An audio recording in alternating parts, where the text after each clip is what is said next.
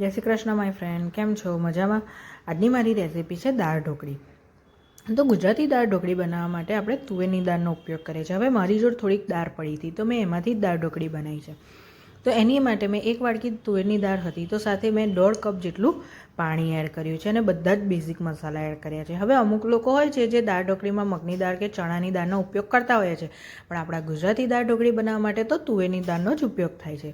ત્યારબાદ મેં લોટ બાંધી દીધો છે. તો એની અંદર આપણે જેમ તીખી ભાખરીનો લોટ બાંધીએ છીએ એ જ રીતના બનાવવાનો, પણ આની અંદર મોણનું પ્રમાણ બહુ જ ઓછું રાખવાનું છે. કેમ?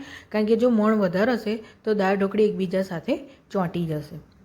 હવે રોટલી વણીએ તે રીતના વણી અને પછી એને આવી રીતના ચોરસ ટુકડા કટ કરી દેવાના છે અને ત્યાર પછી એનો આપણે દાળની અંદર એડ કરીશું અને સાથે 1 ચમચી તેલ. કેમ? કારણ કે જો તેલ નહીં નાખીએ તો એકબીજા સાથે ઢોકળી ચોંટી જશે.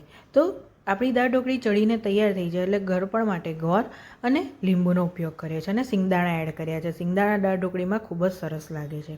હવે દાળ ઢોકળી તૈયાર થઈ ગઈ એટલે મેં એની અંદર દાણા એડ કર્યા છે અને છેલ્લે હું વઘાર કરું છું. તો વઘારની અંદર મેં 2 ચમચી જેટલું ઓઇલ લીધું છે અને એની અંદર મેં અજમાનો વઘાર કર્યો. અજમાનો વઘાર દાળ ઢોકળીમાં બહુ જ સરસ લાગે છે.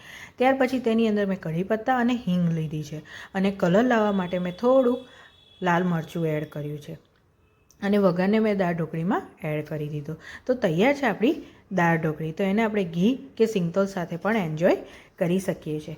Enjoy my friends. જય Shri Krishna. Subscribe my channel.